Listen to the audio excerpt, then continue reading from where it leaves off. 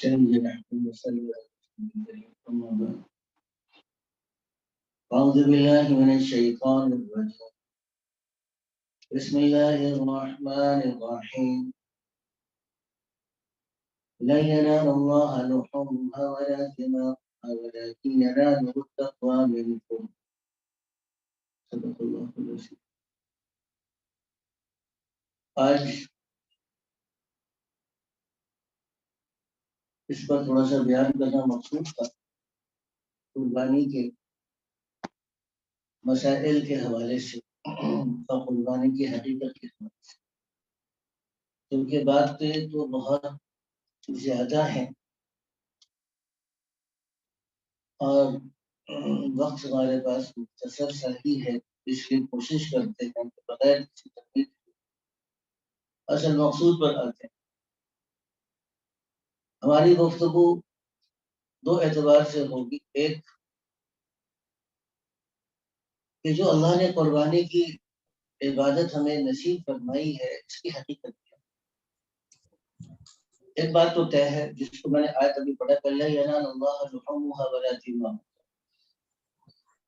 اللہ کو تو قربانی کے جانور کا گوشت پہنچتا ہے اور نہ ہی اللہ تعالیٰ کو اس کا خون پہنچتا ہے.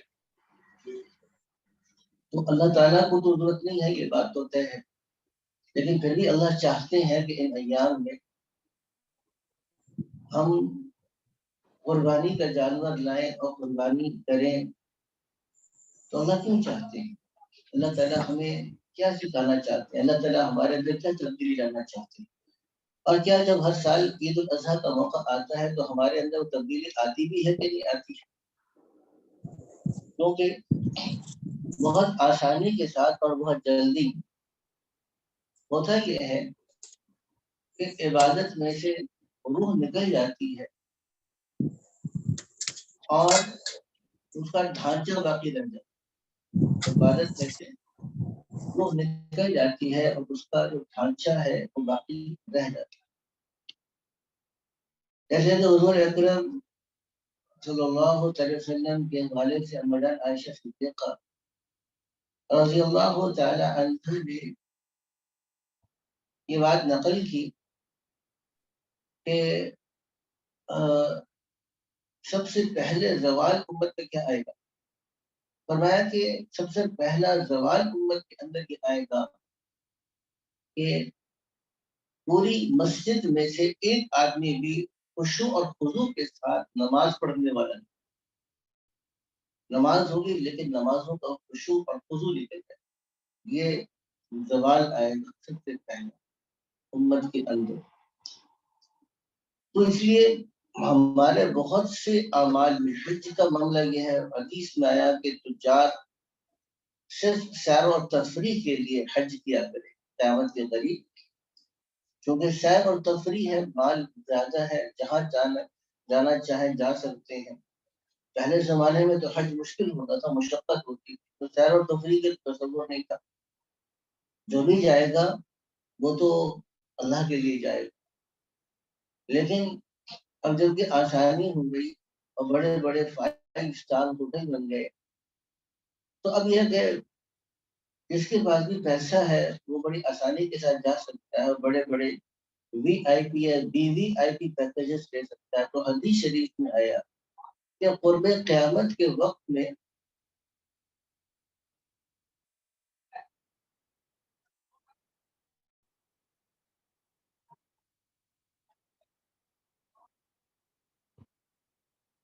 قرب قیامت کے وقت میں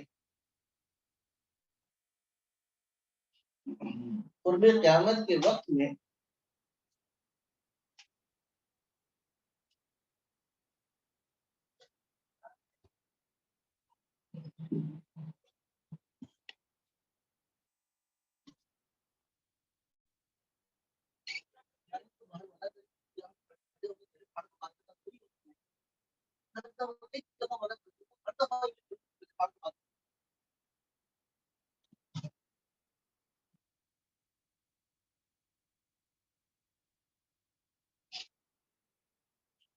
کوئی اور جگہ نہیں میری بات کرنے کی.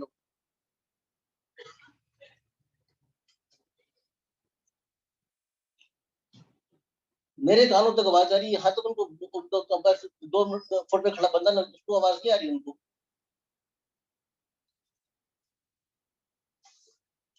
انا للہ و انا الیہ راجعون. کیا بات کر رہا تھا بیٹا؟ قیامت کے قریب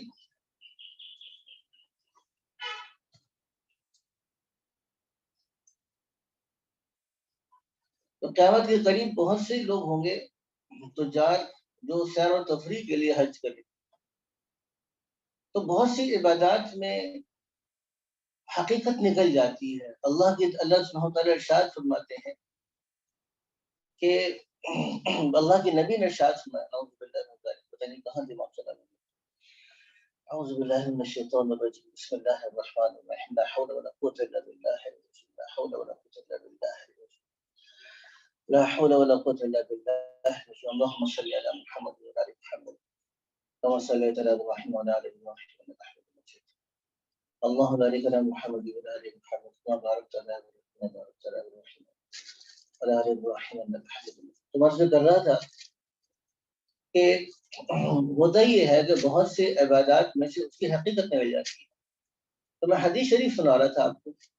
حضور اکرم صلی اللہ علیہ وسلم نے ارشاد فرمایا، حضور اکرم صلی اللہ علیہ وسلم نے ارشاد فرمایا کہ من صام یرائی فقد اشرک، جس نے دکھلاوے کا روزہ رکھا اس نے اللہ کے ساتھ شرک کیا.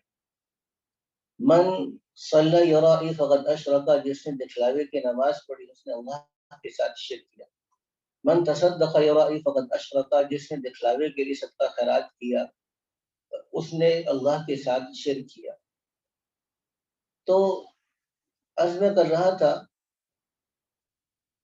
کہ یہاں پر بھی صدقہ خیرات کرنے میں، قربانی کرنے میں یہ بات یہ رہتی ہے کہ اس کی حقیقت نکل جاتی ہے. بہت سے مسائل ہیں جو میرے سامنے یہ تحریر ہے، یہ ہمارے دارالفتہ کے حضرات نے اس کو کیا ہے، اس کے تھرو انشاء اللہ وہ تحریر بھی آپ کو مل جائے گی. مسائل کو انشاءاللہ تعالیٰ آپ لوگوں کو معلومات بتا بھی دیں گی، معلومات سکھا بھی دیں گی، اور موٹے موٹے مسائل میں بھی بیان کر دوں گا. لیکن سب سے اہم چیز جس کو ہم نے سمجھنا ہے اور اپنے اندر اتارنے کی کوشش کرنی ہے وہ قربانی کی حقیقت کیا ہے. اور آپ صلی اللہ علیہ وسلم سے یہی سوال کہ حضور سے پوچھا گیا کہ وما حاصل اضاحی یا رسول اللہ، یا رسول اللہ ہی یہ قربانی کے جانور کی حقیقت کیا ہے.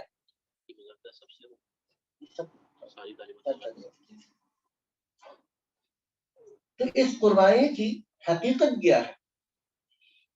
تو حضور اکرم صلی اللہ علیہ وسلم نے ارشاد فرما دیا، سنت ابیکم ابراہیم، تمہارے جد امجد حضرت ابراہیم علیہ السلام کی سنت ہے.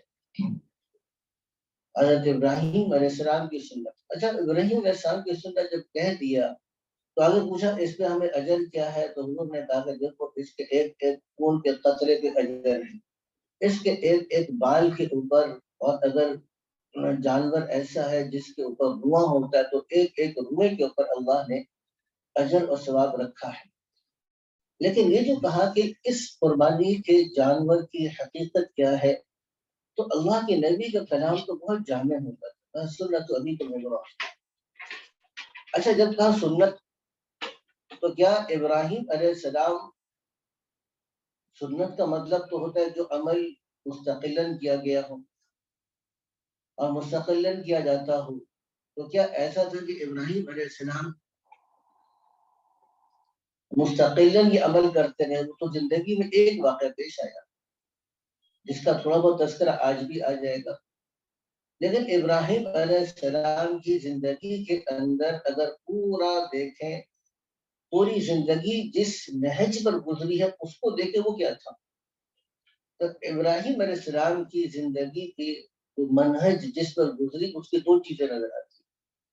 ایک تو اللہ سبحانہ تعالیٰ نے سیدنا ابراہیم علیہ السلام کو یہ بات بیان فرمائی کہ وہ بہت بڑے توحید کے علم بردار تھے، توحید کا جھنڈا ابراہیم علیہ السلام کے ہاتھ میں تھا۔ اچھا توحید کا کیسا جھنڈا تھا؟ جب ہاتھ باندھ کر آگ میں پھینکا جانے لگا اور ایک بہت بڑی آگ جلائی گئی، تو کہ اصل مقصد جلانا نہیں تھا، مقصد تو لوگوں کو عبرت دینا تھا کہ جس آدمی نے ہمارے بتوں کے ساتھ، ہمارے خداؤں کے ساتھ سلوک کیا ہے، ہم اس کو ایک ایسی سزا دیں گے کہ رہتی دنیا اور رہتے لوگوں تک کے لیے سبق اور عبرت کا سامان ہو جائے۔ تو مقصد کیا تھا؟ مقصد یہ تھا کہ لوگوں کے لیے عبرت کا سامان ہو جائے۔ تو بہت بڑی آگ کو جلایا گیا۔ آگ کو جلانے کے بعد جب پھینکا جانے لگا تو اللہ کی اجازت سے فرشتے بھی آ گئے، مدد کرنے کے لیے آئے۔ پوچھا کیا اللہ نے بھیجا ہے؟ یعنی اللہ کی اجازت سے آئے۔ تاکہ اگر اللہ نے بھیجا نہیں ہے اور اللہ کا حکم نہیں ہے مجھے بچانے کا، تو مجھے تمہاری مدد نہیں چاہیے۔ اگر اللہ چاہتا ہے میں جلتا ہوں تو مجھے بھی اپنے آپ کو جلا دینا منظور ہے۔ تو جب بالآخر منجنیق کو چلایا اور ان کو پھینکا گیا تو آخری کلمات کیا تھے ان کی زبان پر؟ حسبی اللہ، میرے لیے میرا اللہ کافی ہے۔ پھر اللہ نے بھی براہ راست آگ کو خطاب کیا، پھر اللہ کا حکم بھی آگ کی طرف براہ راست متوجہ ہوا، قلنا یا نار کونی بردا وسلاما علی ابراہیم، آگ ٹھنڈی ہو جاؤ اور سلامتی والی ہو جاؤ ابراہیم علیہ السلام کی۔ تو آگ ٹھنڈی ہو گئی، سلامتی والی ہو گئی ابراہیم علیہ السلام کے اوپر۔ تو عرض کر رہا تھا کہ ابراہیم علیہ السلام کی زندگی کو دیکھیں تو پہلی چیز نظر آتی ہے توحید خالص، اللہ کی توحید میں، اللہ کی وحدانیت میں، اللہ کو ایک ماننے میں، اللہ کے لیے جینا، اللہ کے لیے مرنا، اللہ کے لیے کھپنا، اللہ کے لیے کھپانا، اس کے لیے اس میں کسی قسم کا کوئی سمجھوتا ابراہیم علیہ السلام کی زندگی میں نظر نہیں آتی۔ اور دوسری بات جو اسی کے ساتھ متصل ہے وہ ہے قربانی۔ خود اللہ نے ارشاد فرما دیا کہ اذ ابتلی ابراہیم ربہ بکلمات فاتمہم، ابراہیم علیہ السلام کو ان کے رب نے بڑے بڑے امتحانات سے گزارا، فاتمہم، تو ان میں سے سب کو پورا کر دکھایا۔ قال انی جاعلک للناس اماما، اتمہم میں کیا آ رہا ہے؟ ان سارے معاملات کے اندر سیدنا ابراہیم علیہ السلام نے پورا کر دکھایا، اتمہم، پورا کیا، ہر امتحان کے اندر، قربانی کے اندر پورے اترے۔ تو بڑے بڑے قربانی سے اللہ نے سیدنا ابراہیم علیہ السلام کو گزارا۔ تو ابراہیم علیہ السلام کی جو سنت ہے اور شخصیت ہے اس کے اندر اپنے آپ کو اللہ کے لیے قربان کرتے، ہر چیز کو اللہ کے لیے قربان کرتے تھا۔ تو اب اس میں بڑے بڑے امتحانات تھے۔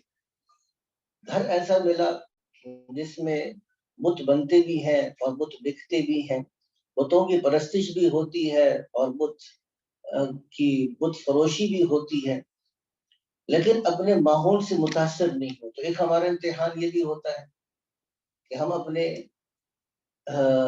ماحول سے متاثر ہیں کہ نہیں ہیں، ہم سب کا امتحان ہو رہا ہوتا ہے۔ اور ہم اللہ معاف کرے قربانی کے ایام میں زیادہ اپنے ماحول سے متاثر نظر آ رہے ہوتے ہیں۔ قربانی بھی کر رہے ہیں، جیسے میں نے کہا کہ ظاہری قربانی تو ہو رہی ہے۔ ظاہری قربانی کا مطلب کیا ہے؟ جانور تو لے کر آئے ہیں اور جانور کے گلے میں وہ جیسا ہوتا ہے نا، کچھ پٹے شٹے ڈالے ہوئے ہوتے ہیں، اس کو کچھ رنگین چیزیں پلائی بھی ہوتی ہیں، جانور کو گلے میں گھنٹیاں ڈالی بھی ہوتی ہیں، بہت سی چیزیں ڈالی بھی ہوتی ہیں، تو جانور کو ویسے بھی کیا ہوا ہے۔ اور باربیکیو پلان بھی چل رہا ہے، کوئلے آئے کہ نہیں آئے، فلانی چیز آئے کہ نہیں آئی، انگیٹھی آئے کہ نہیں آئی، فلانی چیز آئی کہ نہیں آئی۔ لیکن اب سارے خاندان کی دعوت ہے، دادی نے بلایا ہے، نانوں نے بلایا ہے، فلانے نے بلایا ہے، ماموں بھی ہوں گے، خالہ بھی ہوں گی، چچا بھی ہوں گے، پھوپھی بھی ہوں گی، وہاں پہ مکس گیدرنگ بھی ہو، کیا کریں، مجبوری ہے، جانا تو پڑتا ہے۔ یہ میں کر رہا تھا کہ دیکھیں اس بات کو سمجھنے کی کوشش کریں کہ ہماری زندگی کے اندر اگر ہم اس کو کمپیئر کریں گے تو کمپرومائزز ہی کمپرومائزز ہیں. ہم اپنی زندگی پہ اگر کمپیئر کریں گے تو سمجھوتا ہی سمجھوتا ہے. ہم اپنی زندگی پہ اگر کمپیئر کریں گے تو ہمارے پاس کیا نظر آئے گا؟ ہمارے پاس تو یہ ہے کہ ہمارے پاس تو ہر جگہ کے اوپر ہم نے ہتھیار ڈالے ہوئے ہیں، ہر جگہ کے اوپر ہم نے اپنے آپ کو سپرد کیا ہوا ہے. اور ابراہیم علیہ السلام کی زندگی میں دیکھیں تو والد صاحب کے ساتھ بھی مراد. اچھا ایک بات تو ہے کہ حق بات بھی کر رہے ہیں لیکن ادب بھی کر رہے ہیں. کیسا بیلنس ہے ابراہیم. یا ابتی یا ابتی یا ابتی، اے میرے ابا جان، اے میرے اب یہ نہیں کر رہے او نا سمجھ مشرک ابا، یہ نہیں کر رہے بے ادبی کے ساتھ. کم عقل ابا، تجھے سمجھ میں نہیں آتا، بت بنا کے کرتا ہے، ایک ڈنڈا مارو تیرے سر پہ تجھے پتہ چل جائے. نہیں، یہ انداز نہیں ہے بات کرنے کا، بلکہ انداز ہے یا ابتی اے میرے ابا جان، یا ابتی اے میرے ابا جان. لیکن ساتھ میں حق بات پوری کی. باپ نے کہا مجھے گھر سے نکال دوں گا، گھر جاتا ہے تو چلا جائے. سلام علیکہ، سلام گیا، نکل گئے. سوف استغفر لک ربی انہ کان بی حفیہ، کہ میرا رب مجھ پہ بڑا مہربان ہے، میں آپ کے لیے دعا ہدایت تو کرتا ہی رہوں گا.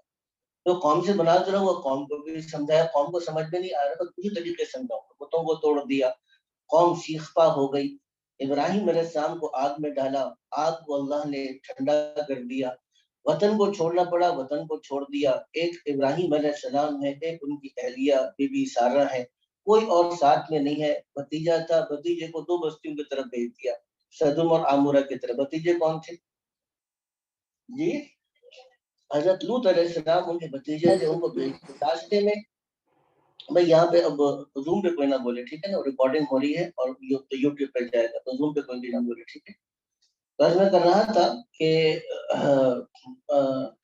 وہ آگے گئے. بادشاہ نے حضرت سارہ کو پکڑ لیا ظالمانہ طور پر. کیا کرے، اللہ سے مانگتے رہے. تو جب انسان اللہ کے لیے سب کچھ کر دیتا ہے تو اللہ بھی انسان کی لاج رکھتے. 3 دفعہ اللہ نے اس بادشاہ کو مفلوج کر دیا. وہ سمجھ گیا کہ کوئی اور مسئلہ ہے، اس نے توبہ کی اور بی بی سارہ کو اس نے رہا کر دیا. اور نہ صرف رہا کر دیا بلکہ اپنی کنیز بی بی ہاجرہ کو بھی ابراہیم علیہ السلام کو بطور ہدیے کے دے دیا. حضرت ابراہیم علیہ السلام نے ان پہ احسان فرمایا، بی بی ہاجرہ کو آزاد کر دیا اور ان سے نکاح فرمایا. ان دونوں کو لے کر چلے بیت المقدس پہنچے. بیت المقدس سے پہنچے تو وہاں پر اللہ نے بڑھاپے میں اولاد دی. تو اپنی بی بی ہاجرہ کو اب حکم ہوا کہ ان کو لے جا کے ایک جگہ پہ آباد کرنا ہے. وہم و گمان میں نہیں تھا. سرزمین شام، یہ جو موجودہ اردن کا علاقہ، ہمارے حضرت مولانا سعد کریم صاحب دامت برکاتہم ابھی 3 مہینے مستورات کی جماعت کو علاقے میں بتا رہے تھے کہ ہر گھر کے اندر تقریباً زیتون کا پودا لگا ہوا. تو بہت یہ جو علاقہ ہے قدیم شام کا علاقہ، یہ بہت زیادہ سرسبز و شاداب علاقہ ہے. یہ موجودہ سیریا، موجودہ جو فلسطین ہے، اسرائیل کا علاقہ، قدیم ابھی جو موجودہ جارڈن ہے، اردن، یہ سارا علاقہ قدیم بہت بڑا علاقہ تھا شام کا. تو یہاں سے جب نکلے ہیں تو یہ علاقہ تو بہت سرسبز و شاداب تھا. ہم گمان کے نہیں تھا کہ کہاں جانا ہے. جب عرب کے سارا شروع ہوئے تو پریشان، اور جب بالکل مکہ کی وادی میں پہنچے تو سنگ لاخ کالے پہاڑ، کوئی انسان نہیں، کوئی زراعت نہیں، کوئی باغ نہیں، کوئی چشمہ نہیں، کوئی کنواں نہیں، کچھ بھی ایک قطرہ پانی کا موجود. اور حکم یہ تھا کہ ان کو یہاں پہ چھوڑنا ہے اور چھوڑ کے واپس آنا ہے اور رکنا نہیں ہے. تو جب چھوڑ کے جانے لگے تو بی بی ہاجرہ نے 2 دفعہ پوچھا ہمیں کہاں چھوڑ کر جاتے ہو، تو خاموش رہے. تیسری دفعہ پوچھا کہ اللہ نے حکم دیا ہے، تو پھر سر ہلا دیا کہ جی ہاں اللہ نے حکم دیا ہے. تو عجیب ایمان والا جملہ کہا بی بی ہاجرہ نے، یہ عجیب ایمان والا جملہ کہا، اذا لا یغیرنا، اگر ایسی بات ہے تو ہمارا اللہ ہمیں ضائع نہیں کرے گا، ہمیں ہمارا اللہ ضائع نہیں کرے گا، آپ جائیں. تو چلے گئے. اور جب آگے گئے، بچہ اور بیوی آنکھوں سے اوجھل ہوئے انسان تھے. دل ان کے سینے کے اندر بھی دھڑکتا تھا، جذبات، کیفیات، بچے کی بے تحاشا محبت، بیوی کی محبت. یہ کہاں رہیں گے کل کو، ان کا ڈھانچے، ان کی ہڈیاں بھی دیکھنے کو ملیں گی نہیں ملیں گی. بچہ کس طرح تڑپ تڑپ کے جان دے گا، سارے خدشات اندیشے یہ ان کے ذہن کے اندر بھی آتے تھے۔ تو اونٹ کو روکا، اتر کے بیٹھ گئے، رب انی اسکنت من ذریتی بواد غیر ذی زرع عند بیتک المحرم ربنا لیقیموا الصلاۃ۔ یا اللہ میں نے تو ایسی جگہ لا کے آباد کر دیا، اپنی بیوی بچے کو لا کے ایسی جگہ پہ ڈالا ہے کہ جہاں پہ زراعت کا، کھیت کا کوئی نام و نشان نہیں۔ کیوں ڈالا ہے؟ لیقیموا الصلاۃ، تاکہ وہ نماز قائم کرنے والے بن جائیں۔ فجعل افئدة من الناس تهوی الیہم، تو اے اللہ اب میں نے جو کرنا تھا وہ تو کر دیا، اب لوگوں کے دلوں کو ان کی طرف مائل کرنا کہ لوگ ادھر آنے والے بن جائیں، اور وارزقهم من الثمرات، اے اللہ ان کو پکے پکائے پھل دے۔ تو خیر اللہ نے کنواں بھی جاری کیا، قبیلہ جرہم بھی آ کے آباد ہوا، بعد میں آئے تو دیکھا بیوی بھی زندہ، بچہ بھی زندہ، خوش ہو گئے اور آتے جاتے رہے، مستقل نہیں تھا۔ اب بچہ 13 سال کا ہو گیا، بھاگنے دوڑنے لگا۔ سورہ صافات میں اللہ نے منظر کھینچا ہے، فَلَمَّا بَلَغَ مَعَهُ السَّعْيَ، جب ان کے ساتھ بھاگنے دوڑنے لگا تو اب بچے سے محبت بھی زیادہ ہو گئی، اب بچے سے زیادہ محبت ہو گئی، تو اب وہ کہنے لگے، اس موقع پر اللہ نے 3 دفعہ خواب دکھلایا کہ اپنے سب سے محبوب چیز اللہ کے سامنے قربان کرتے۔ غور کیا تو اس دنیا میں اس بچے سے بڑھ کر، اسماعیل علیہ السلام سے بڑھ کر اور کوئی محبوب نہیں۔ تو بچے سے پوچھا، یا بنی انی ارا فی المنام انی اذبحک فانظر ماذا ترى۔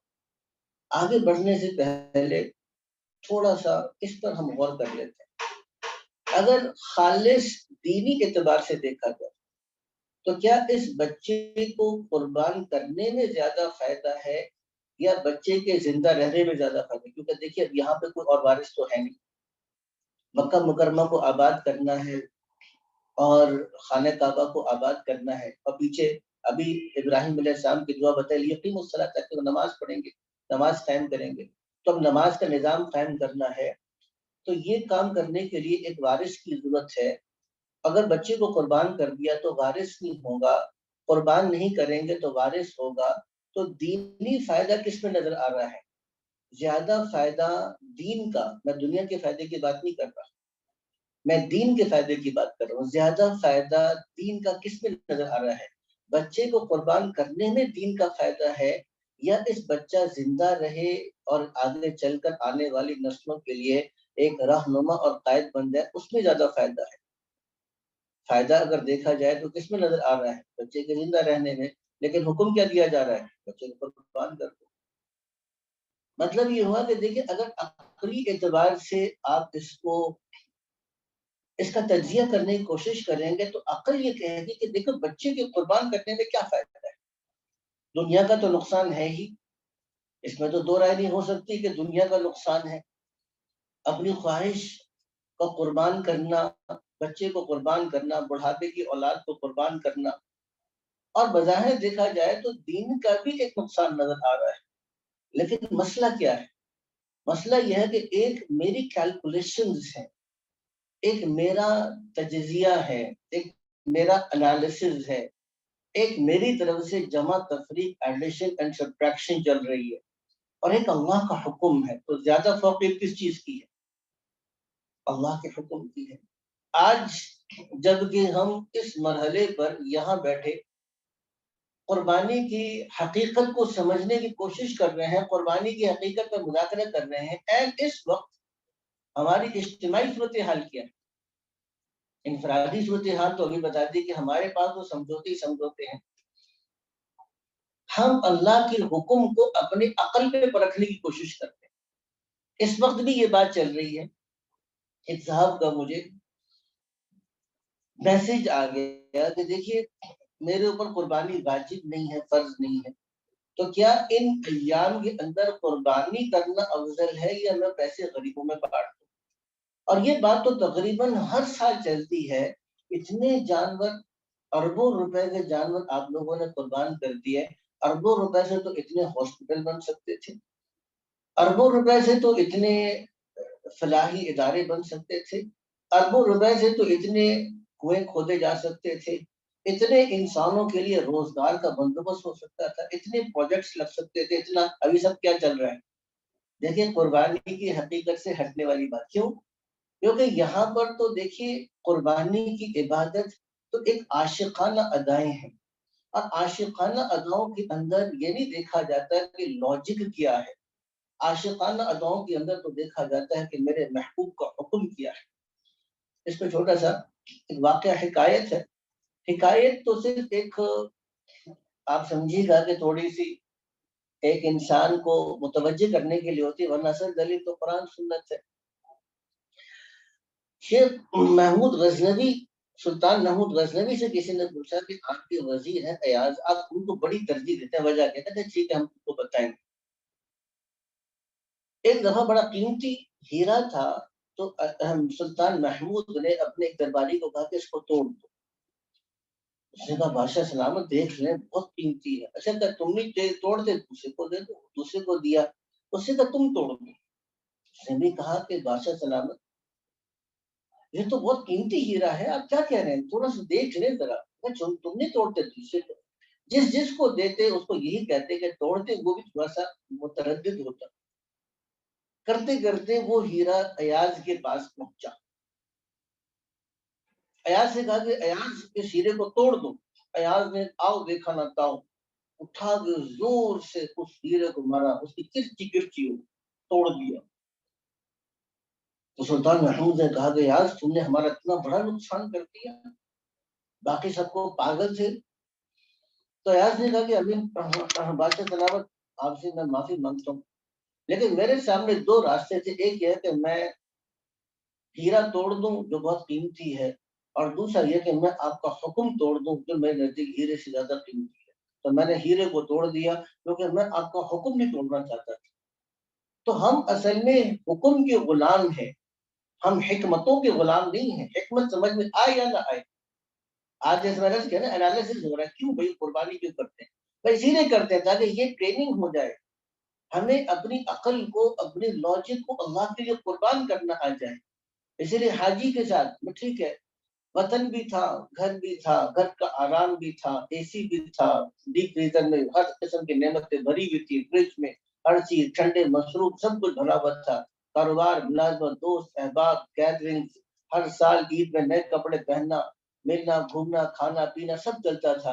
لیکن حج فرض ہو گیا، اب کیا کرنا ہے، حج فرض ہو گیا، اب تاخیر مت کرو، اب وطن کو بھی چھوڑ دو، چھوڑ دیا، گھر کے آرام کو چھوڑو، چھوڑ دیا، بیوی بچوں کو بھی یہاں پہ چھوڑ دو، چھوڑ دیا، ملازمت کاروبار تجارت دوست احباب گیدرنگ سب کو چھوڑ دیا، اپنا افتخار اپنی شناخت اپنی آئیڈینٹی جو انسان کا لباس ہے اس کو بھی قربان کر دو، اس کو بھی قربان کر دیا۔ دو چادریں پہن لو، یہ دو چادریں پہن لی، کفن باندھ لیا، اور اب اللہ کے راستے پہ چل پڑے۔ اور ترانہ کیا ہے زبان کے اوپر، لبیک اللہم لبیک لبیک لا شریک لک لبیک ان الحمد والنعمت لک والملک لا شریک لک۔ یا اللہ میں حاضر ہوں، اللہ میری کیا اوقات کہ آقا بلائے اور میں نہ آؤں، آپ نے بلایا اور میں نہ آؤں، یہ کیسے ممکن ہے؟ لبیک اللہم لبیک، اے اللہ میں حاضر ہوں آپ کی خدمت۔ سب کو چھوڑ دیا، طواف کیا ہے، عاشقانہ ادائیں ہیں، اللہ کی بارگاہ میں ایک عاشقانہ ادائیں ہیں جو پیش کرتے ہیں۔ صفا اور مروہ کی سعی کیا ہے؟ اس عظیم عورت کے نقش قدم پہ بھاگنا اور دوڑنا ہے جس نے اللہ کے لیے اپنا سب کچھ قربان کیا۔ اللہ کو وہ عاشقانہ ادائیں، وہ بے بسی، اللہ کے راستے کی بے بسی، اللہ کے راستے کا اضطراب وہ پسند آیا۔ تم بھی ان راستوں پہ چلو جن کے میرے یہ محبوب بندے چلے تھے۔ اور تو ابراہیم علیہ السلام نے جب اسماعیل علیہ السلام سے پوچھا کہ میں نے خواب میں دیکھتا ہوں کہ تم کو ذبح کر رہا ہوں، تم بتاؤ تمہاری کیا رائے؟ اب اسماعیل علیہ السلام بھی کہہ سکتے تھے ابا جی میں تو چھوٹا بچہ، نابالغ، نہ بالغ بھی نہیں، نہ مکلف بھی نہیں، نبوت آپ کو ملی ہے، رسالت آپ کو ملی ہے، امتحان آپ کا ہو رہا ہے، گلا میرا کٹ رہے، سبحان اللہ۔ ابا جی پہلے مجھے کنوینس تو کریں، پہلے مجھے لاجک سمجھائیں، کیا لاجک کیا ہے اس کی پوچھے تب میں مانوں گا، ایسے تھوڑی مانوں گا، مجھے لاجک چاہیے۔ لیکن بچے نے توحید کا سبق اپنے باپ کی گود اور اپنی عظیم ماں سے سیکھا ہوا تھا۔ جیسے وہ بتایا تھا نا، جب چند دن کے یا مہینوں کے تھے، اس موقع پر جب چھوڑ کر جا رہے تھے تو اس عظیم ماں نے کیا کہا، جو ہمارے مدرسے کی محنت ہے اور ہماری طالبات کا تشریف آوری ہے اور باقی ساری مستورات کے اس محنت کو جوڑنا ہے، وہ اس ایمان اور یقین کو حاصل کرنے کے، جس ایمان اور یقین کے ساتھ اس عظیم خاتون نے کہا، بی بی حاجرہ نے کہا، اذن لا یضیعنا، اگر حکم اللہ کا ہے، اللہ کے حکم پہ قربانی کی، اچھا فطری بات ہے، بے قراری پھر بھی ہوئی ہے، ایمان کے ساتھ بے قراری نہیں ہوتی، ایمان کے ساتھ بے قراری نہیں ہوتی، ایسا نہیں ایمان کے ساتھ بے قراری بھی ہو، بے قراری بھی ہو رہی، اٹھ کر صفا پہ جا کے دور دیکھے کچھ تو نظر آ جائے، کبھی بھاگ کے مروہ پہ جا کے دیکھے دور تو کچھ تو نظر آ جائے، لیکن تو بچے نے چونکہ وہ ایمان کا سبق سیکھا تھا، ایمان کا سبق اپنی ماں کی گود سے سیکھا تھا، جو ہماری محنت ہے وہ اس بات کی محنت ہے کہ ہماری ان گھروں کے اندر نیک خواتین اور نیک طالبات اور معلمات سے آنے والی نسل یہ توحید کے سبق کو سیکھے۔ حضرت گنگوہی رحمۃ اللہ علیہ کی والدہ بڑی پکی موحدہ تھی، توحید پر قائم، موحد کا مطلب توحید والا۔ ایک جن آتا اور جن آ کے ان کو ڈراتا کہ وہ ایک دربار تھا، اس پہ لوگ نظر نیاز کرتے، اور جن ان لوگوں کو تیار کرتا، لوگ جا کے نظر نیاز کرتے، یہ بھی جایا کرتے تھی دربار پر، تو جا کے کہتے تیرے بچے کو مار دوں گا۔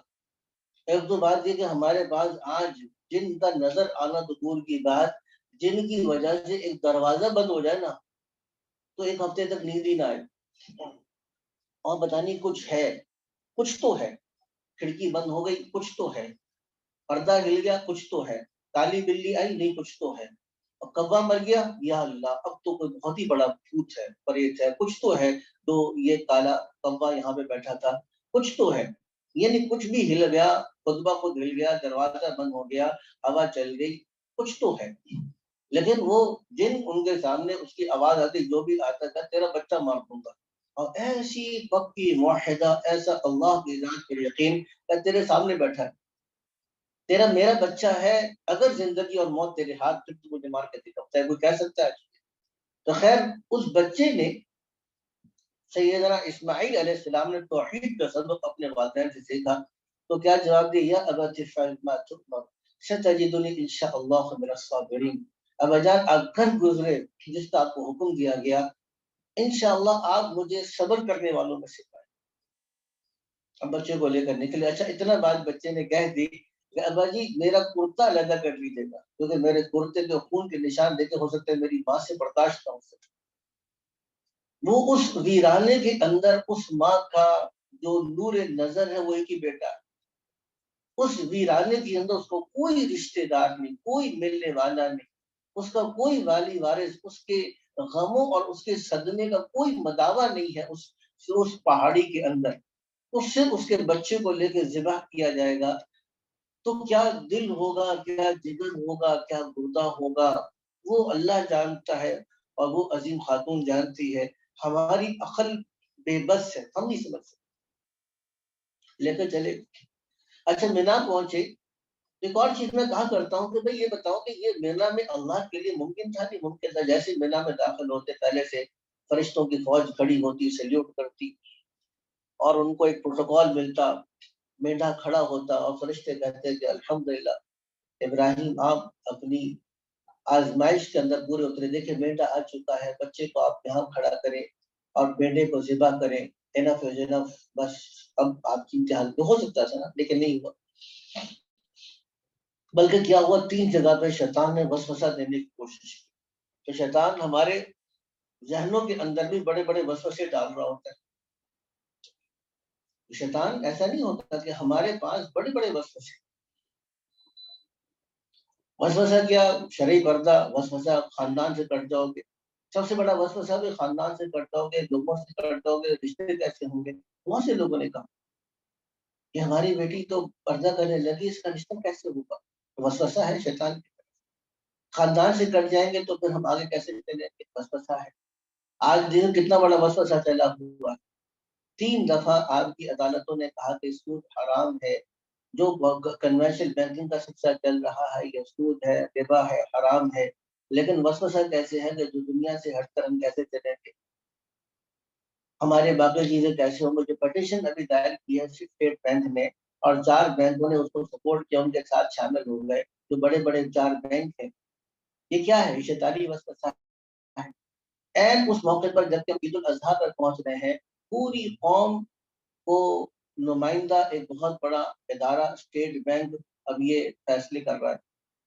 ایک طرف اچھا اسٹیٹ بینک نے جو پٹیشن دائر کی ہے اس کا ایک جملہ چھوٹا سا نقل کر دوں جو ہمارے اس معاشرے کے رویے اور مزاج اور ترجیحات کی عکاسی کرتا ہے، جو قربانی کی حقیقت اور روح کے 100% خلاف، 100% خلاف.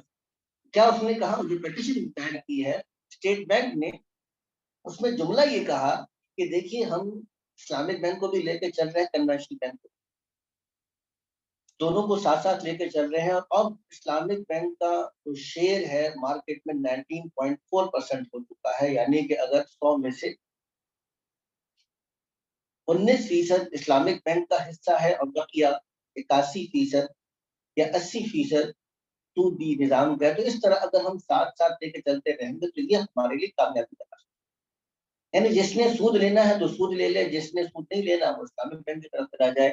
تو دنیا بھی چلتی رہے، دین بھی چلتا رہے، اللہ بھی خوش رہے، رحمان بھی خوش رہے، کچھ شیطان بھی خوش رہے، دونوں چیزوں کو اکٹھے لے کے چلو. یہ مزاج، یہ پٹیشن کا اس میں باقاعدہ اس میں جو انہوں نے دائر کیا ہے اس کے اندر یہ الفاظ موجود ہیں. ہم تفصیل میں جانے کا وقت نہیں.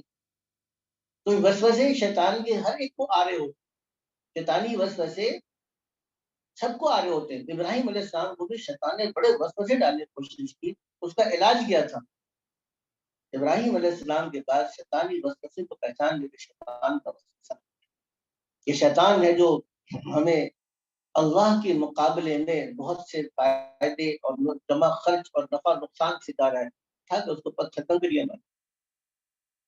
اور وہ عاشقانہ ادا اللہ کو ایسی پسند آئی کہ قیامت تک آنے والے حجاج کے لیے اللہ نے اس ادا کو عبادت قرار دے دی کہ میرے اس بندے کے طریقے پہ تم بھی کیا کرو، آ کے شیطان کو کنکریاں.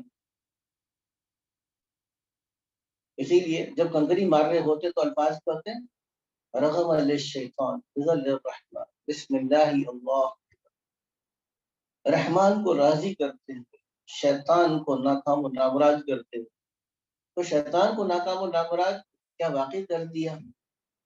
گھر کے اندر موسیقی چل رہی، یہ تو شیطان کی آواز، اس کو حدیث میں سب کو شیطان کہا. تو وہ موسیقی تو ابھی تک نہیں چھوٹے. ان اشد الناس عذاب یوم القیامت المصورون، قیامت میں سب سے زیادہ عذاب تصویر بنانے والے کو. آج سیلفی بنانا، اور سیلفی بنانے کو تو ہم ایسا سمجھتے جیسے کہ ہمارا پیدائشی حق، جیسے پاکستانی ہے، انسان ہونا ہمارا پیدائشی حق ہے، سیلفی بنانا ہمارا پیدائشی حق ہے. اب یہ بات ہو رہی ہے قربانی تو ہم کریں گے، اور قربانی کے اندر جس دن قربانی ہوگی اس دن کیا ہوگی؟ سیلفی بنے گی. بکرے کے ساتھ کھڑے ہو کے سیلفی بن گئی، گائے کے ساتھ کھڑے ہو کے سیلفی بن گئی. وہ بکرا ہے تو کیا ہوا؟ میں بکرے سے کم ہوں، چلو میری بھی سیلفی بناؤ.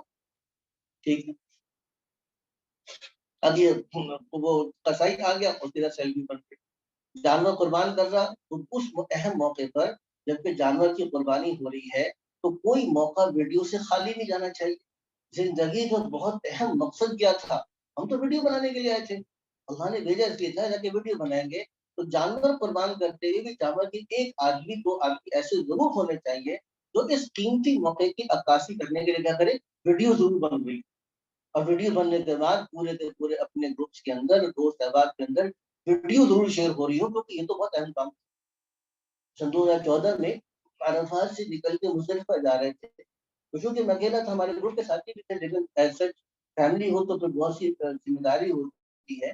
تو میں بس کے اوپر چڑھ گیا، کچھ مسئلہ بن رہا تھا، کچھ آنے میں تاخیر تھی، تو بہرحال کچھ بس جا رہی تھی، انہوں نے کہا جگہ ہے، تو اندر جگہ نہیں تھی، اوپر جگہ تھی، ہم چھت پہ جا کے بیٹھ گئے.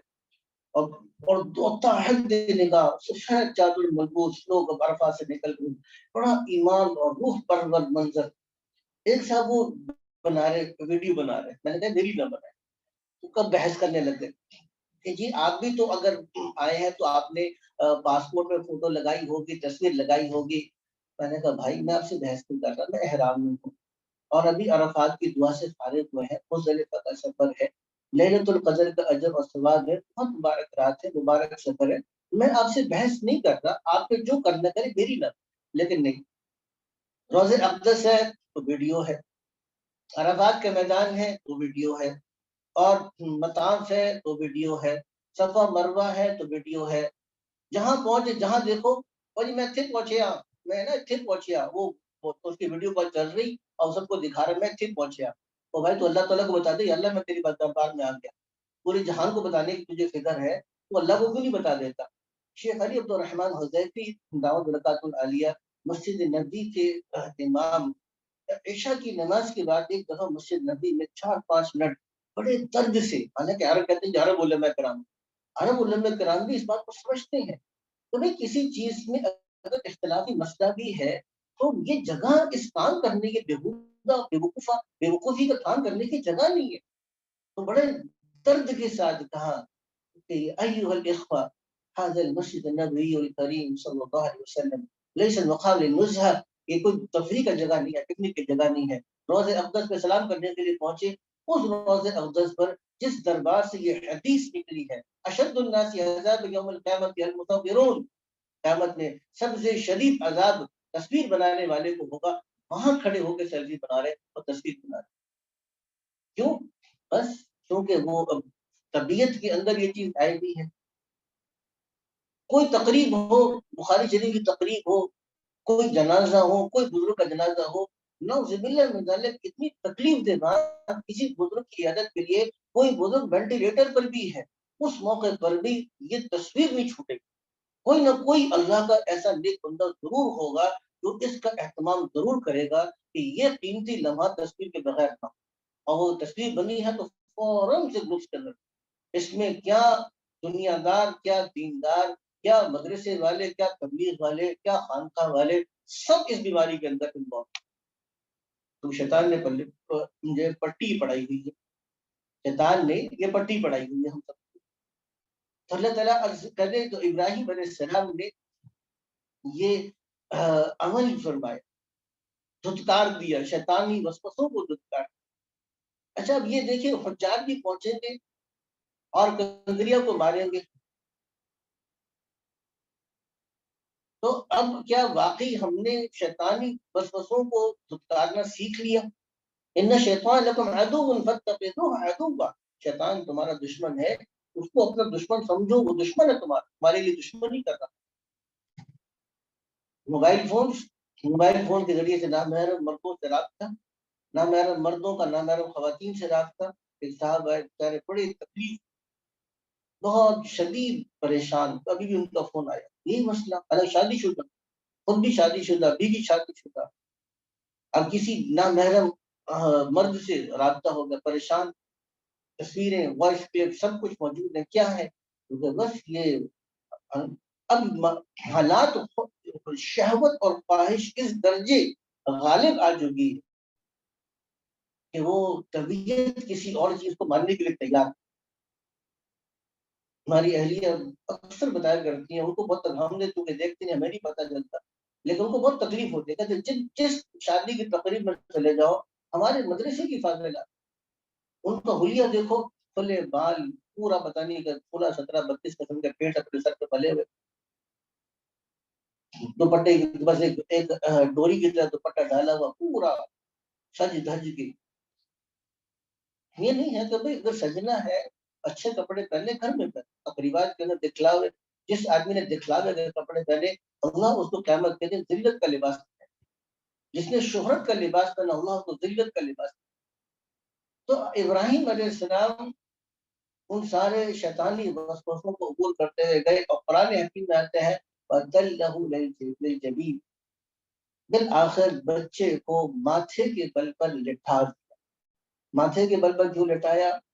کیونکہ اسماعیل علیہ السلام نے خود کہا ابا ایسا نہ ہو کہ میرا چہرہ دیکھ کے آپ کا دل پسیج جائے، اور اپنے حد تک ابراہیم علیہ السلام نے چھری چلا دی، اس عمل کی یہاں سے وہ خواب کا آنا، بچے سے کہنا، بچے سے مشاورت، بچے کو لے کر چلنا، ایک ایک قدم مقتل کی طرف چل رہے ہیں، مذبح کی طرف چل رہے ہیں، یہاں پہ ذبح ہونے کے لیے کوئی دمبا اور کوئی بکرا یا کوئی بیل نہیں ہے، اپنے جگر کا ٹکڑا اسماعیل علیہ السلام کے ساتھ میں ہے۔ وہاں مینا میں پہنچنا، شیطانی وسوسوں کو قبول کرنا اور بچے کو ماتھے کے بل پر، توڑی کے بل پہ لٹا دینا، اس سارے عمل کے لیے اللہ نے کیا لفظ استعمال کیا؟ تو بتائے گا کیا لفظ استعمال کیا اللہ؟ فلما اسلم، یہ دونوں اسلام، یہ ہے حقیقت اسلام۔ اللہ سے مانگے کہ اللہ تعالی ہم کو اسلام کی حقیقت نصیب کرے۔ یہ اسلام ہے۔ اسی لیے جب وہ جانور کو ہم ذبح کرتے ہیں، وہ جانور کو ذبح کرنا ایک سمبل ہے، ایک علامت ہے، یعنی کہ گویا کہ یہ جانور نہیں ہے، ہر وہ چیز جو یہ اللہ آپ کے اور میرے درمیان میں ہے، میں اسے قربان کرنا چاہتا ہوں۔ میری تہذیب، میرا تمدن، میری ثقافت، میری روایت، وہ ہر چیز، وہ شیطانی طاقتیں جو میرے اور آپ کے درمیان ہے، تو یا اللہ میں اس کو قربان کرنا چاہتا ہوں۔ تو یہ قربانی کی حقیقت ہے، اور یہ قربانی کی اصل مغز اور روح ہے۔ اب اصل بات یہ ہے کہ دیکھیے ہم نے اللہ کے لیے جینا، اللہ کے لیے مرنا سیکھا نہیں، لیکن قربانی کرنے سے پہلے دعا کیا ہے۔ قربانی کرنے سے پہلے دعا ان صلاتی و نسکی و محیماتی للہ رب العالمین، یہ گئی ابراہیم علیہ السلام، ان صلاتی، بے شک کہ میری نماز اور نسکی، میری عبادات، میری قربانی، میرا حج، اور محیایا، یہ ہے اصل چیز، میرا جینا، و مماتی، اور میرا مرنا، للہ رب العالمین، اللہ کے لیے ہے، جو کہ رب ہے سارے کے سارے جہان کا۔ کیا واقعی ہو چکا؟ اللہ کے لیے جینا، اللہ کے لیے مرنا، یہ ساری قربانی کرنا ہمیں حاصل ہو چکا۔ لا شریک لہ، ان ساری چیزوں میں کوئی اللہ کا شریک نہیں۔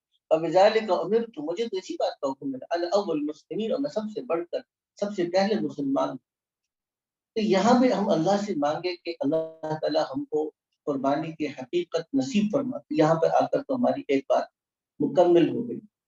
اب آئے گا قربانی کے چند منٹ جو رہ چکے ہیں، اس میں ہم کوشش کرتے ہیں جو قربانی کے مسائل کو۔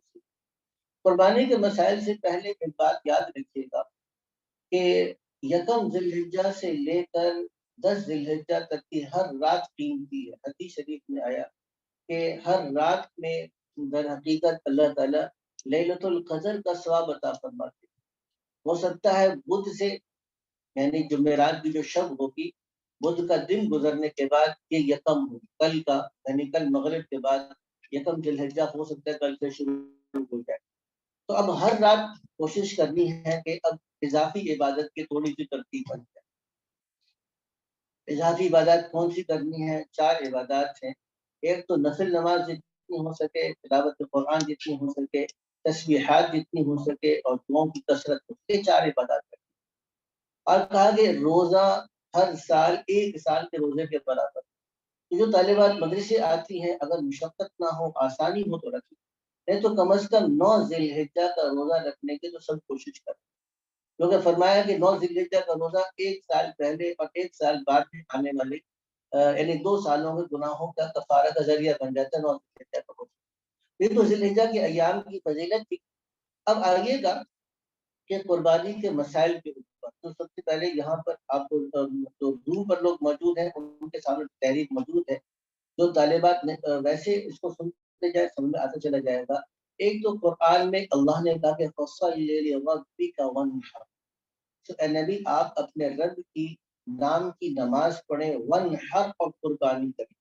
وانحر صیغہ وجوب کا ہے، اس لیے آپ صلی اللہ علیہ وسلم پر تو خاص طور سے آپ نے قربانی کا اہتمام فرمایا۔ آپ مدینہ آنے کے بعد مسلسل قربانی کرتے رہے، اور 10 سال مدینہ میں آپ نے ہر سال قربانی کی، اس اعتبار سے آپ کی مستقل سنت ہے۔ اگرچہ آپ کے پاس مال دولت آپ کو پتہ ہے بالکل بھی نہ ہونے کے برابر ہوتا ہے، لیکن پھر بھی آپ قربانی فرمایا کرتے تھے۔ دوسری بات، آپ صلی اللہ علیہ وسلم نے ارشاد فرمایا کہ من کان لہ ساعۃ ولم یضحی فلا یقربن مصلانا، یہ روایت بھی یہاں موجود ہے، مسند احمد بن حنبل کی روایت ہے کہ جو آدمی طاقت رکھتا ہو اور پھر بھی قربانی نہ کرے تو وہ ہمارے مصلی کے اور عیدگاہ کے قریب بھی نہ پہنچے۔ اس سے 2 مسئلے ہمیں معلوم ہوں۔ اب اس میں پہلی بات سمجھیے کہ قربانی کس آدمی پر واجب، ایک بات یہ کہی جا رہی ہے کہ اگر گھر والوں کی طرف سے سب کی طرف سے اگر ایک آدمی بھی کر لے تو سب کے لیے کافی ہے. پہلی بات تو یہ ہے کہ درست نہیں، کیونکہ عبادات کے اندر تو ایسا ہوتا نہیں ہے کہ ایک آدمی کے کرنے سے بقیہ سب کا ہو جائے. ہمارے 4 افراد گھر کے اندر موجود ہیں، سب پہ حج فرض ہے، میں سب کی طرف سے ایک حج کر کے آجوں، ہو سکتا ہے؟ نہیں ہو سکتا. 4 افراد موجود ہیں، سب پہ نماز فرض ہے، میں نماز پڑھوں سب کی طرف سے نماز ادا ہو جائے، ہو سکتا ہے؟ اگر 4 افراد موجود ہیں، سب کی طرف سے میں روزہ رکھ لوں، سب کا روزہ ادا ہو جائے، ہو سکتا ہے؟ نہیں ہو سکتا. تو اسی مطلب یہ ہوا کہ دیکھیے جتنی عبادات ہے اس میں تو ہر فرد اپنی عبادت کا خود مکلف ہوتا ہے. شوہر کے پاس اگر زیور موجود ہے اور بیوی کے پاس، یعنی شوہر کے پاس اگر نصاب موجود ہے، بیوی کے پاس زیور موجود ہے، تو دونوں پہ زکوٰۃ ہے. شوہر اپنے پیسوں سے اضافی طور پہ بیوی کی زکوٰۃ بھی دیتے تو وہ تو ٹھیک ہے، لیکن زکوٰۃ شوہر اپنی دے اور نیت بیوی کی زکوٰۃ کی بھی کر لے تو ادا ہو جائے گی، کسی کی بھی نزدیک نہیں ہوگی. جتنے بھی عبادات ہیں، کتنی بھی عبادات کے اندر آپ دیکھ لیجیے گا تو فرض اور واجب عبادات کے اندر انسان اپنی ہی نیت کر سکتا ہے، کسی اور کی نیت نہیں کر سکتا. تو شریعت کے جتنے احکامات کو سامنے رکھے تب بھی یہ بات سمجھ میں آتی ہے. اور اس حدیث سے پتہ چلا کہ جس آدمی پر وسعت ہو تو قربانی کو وسعت کے ساتھ جوڑ دیا، تو جتنے بھی وسعت ہوگی ان کے اوپر قربانی لازم ہو جائے گی. اس لیے پہلی بات یہ غلط فہمی ہے کہ اگر گھر کے اندر ایک آدمی قربانی سب کی طرف سے کر لے تو سب کی طرف سے قربانی ادا ہو جائے، ٹھیک ہے نا؟ یہ بات بنیادی طور پہ درست نہیں ہے. آگے چلیے. تو قربانی خیر واجب ہونے کے لیے کیا ضرورت ہے کہ مسلمان ہو، بالغ ہو، عاقل ہو، مقیم ہو، مسافر نہ ہو. مسافر اگر آدمی ہے، مطلب اگر اس کا قیام کسی جگہ پہ 15 دن سے کم ہے اور وہ اپنے وطن سے 78 کلومیٹر 78 کلومیٹر دور ہے تو وہ مسافر ہے اور اس کے اوپر قربانی واجب نہیں ہے. کر لے تو اچھی بات ہے. اگر کوئی آدمی چھٹیاں گزارنے کے لیے کسی جگہ پہ گیا یا عید کے دنوں کے اندر کسی جگہ چلا گیا تو مسافر تھا. لیکن اگر اس نیت کے ساتھ گیا کہ یار یہ جو 60-70 ہزار روپے یہاں قربانی میں لگانے ہیں، چلو ایسا کرتے ہیں مری گھماتے، 60-70 ہزار روپے مری میں لگا دیں گے، ہوٹل بھی اچھا مل جائے گا، کھا بھی لیں گے، پی بھی لیں گے، کیونکہ مسافروں میں قربانی بھی نہیں ہوگی. اس نیت سے سفر کرنا تاکہ قربانی ثابت ہو جائے، فقہا نے لکھا ہے کہ یہ ناجائز مکروہ تحریمی ہے، گناہ ہوگا. ٹھیک ہے. اچھا، مالک کے نصاب ہونے کی بات یہ ہے کہ دیکھیے ایک بات تو نصاب ہے زکوٰۃ کا. زکوٰۃ کے نصاب میں 4 چیزوں کا اعتبار کیا جاتا ہے. زکوٰۃ کے نصاب میں 4 چیزوں کا اعتبار کیا جاتا ہے. کون سی چیزوں کا؟ یہ دیکھا جائے گا اس کے پاس سونا ہے، اچھا ٹھیک ہے، چاندی ہے، اچھا ٹھیک ہے، کیش نقدی ہے، اچھا چلو ٹھیک ہے، کوئی ایسی چیز جو بیچنے کی نیت سے خریدی ہو، یعنی انویسٹمنٹ پرپز. اب جب ہم کہتے ہیں انویسٹمنٹ پرپز تو لوگ تھوڑے سے گڑبڑا جاتے ہیں. ہر وہ چیز جس سے آپ کو ریونیو جنریٹ ہوتا ہو، آمدنی آتی ہو، آپ کی انویسٹمنٹ. جس چیز کو بیچ کر آپ نفع کماتے ہو آپ کی انویسٹمنٹ ہے، اس کو سمجھیے. گھر کرائے پہ دیا ہوا اس سے آپ کی انکم ہے، لیکن یہ آپ کی انویسٹمنٹ شمار، یہ سامان تجارت کی. گاڑی آپ نے کرائے پر دی ہوئی ہے، یہ آپ کی انویسٹمنٹ شمار کی. آپ نے پلازا بنایا ہے کرائے کے پر دینے کے لیے، یہ آپ کی انویسٹمنٹ شمار کی. جس چیز کو آپ نے بیچ کر نفع کمانا ہے وہ آپ کی انویسٹمنٹ شمار ہوگی، اس کو بھی دیکھ لو. تو 4 چیزوں کو زکوٰۃ کے لیے دیکھا جاتا ہے عام طور سے، ٹھیک ہے نا. لیکن قربانی کے نصاب کے لیے 5ویں چیز کو بھی دیکھا جاتا ہے. 5ویں چیز کیا ہے، کون بتائے؟ جی، ضرورت سے زائد سامان کیا ہوتا ہے؟ ایسا سامان جو استعمال میں نہیں آ رہا. گھر ہے، آپ گھر میں ذاتی گھر ہے لیکن آپ اس گھر میں رہتے ہیں، یہ ضرورت سے زائد سامان نہیں ہے، یہ آپ کا اصلی سامان ہے. ٹھیک ہے. آپ موٹر سائیکل گاڑی استعمال کرتے ہیں، یہ ضرورت سے زائد نہیں ہے. آپ لیپ ٹاپ استعمال کرتے ہیں، ضرورت سے زائد نہیں ہے. آپ فرنیچر استعمال کرتے ہیں، ضرورت سے زائد نہیں ہے. ٹھیک ہے. لیکن جو چیزیں قیمتی کپڑے کبھی استعمال میں نہیں آتے وہ ضرورت سے زائد سامان ہوگا. تو جو چیزیں آپ کا خالی پلاٹ پڑا ہوا ہے وہ سے زائد سامان اگرچہ آپ نے اپنے بنانے کے لیے لیا ہے، گھر بنانے کے لیے آپ کرائے پہ رہتے ہیں، گھر بنانے کے لیے آپ نے پلاٹ لے کر رکھا ہے، اس وقت سے زائد شمار ہوا کیونکہ ابھی استعمال میں نہیں آ رہا۔ اسی طریقے سے کوئی گھر بنا کے رکھا ہوا ہے، کوئی گاؤں کے اندر آپ کی زمینیں پڑی ہوئی ہیں، تو وہ آپ کا ضرورت سے زائد سامان ہوگا۔ اگر 10 11 12 ان 3 دنوں کے اندر آپ کے پاس اگر کیش یا سونا یا چاندی یا سامان تجارت یہ ساری چیزیں اگر ملا لی جائے اور ان کو آپس میں ایڈ کر لیں، جمع کر لیں اور ضرورت سے زائد سامان کو بھی ایڈ کر لیں، تو پھر اگر وہ آپ کے پاس یہ چیزیں آتی ہوں تو پھر کیا ہوگا؟ ضرورت سے زائد سامان اگر آپ کا آتا ہو تو اس میں اگر وہ قیمت تقریباً پہنچتی ہو 52.5 تولے چاندی کی، آج کل 52.5 تولے چاندی بنتا ہے تقریباً 80-85 ہزار روپے، یعنی ان ساری چیزوں کو کیش باقی چیزوں کو اگر اکٹھا کر لیا جائے، 5 چیزوں کو اکٹھا کر لیا جائے اور اس کی مقدار بنتی ہو یہ 85,000 کے قریب، تو پھر تقریباً یہ آپ کا اب وہ اس آدمی کے اوپر قربانی فرض اور واجب ہو جائے گی، وہ قربانی اس نے کرنی ہوگی۔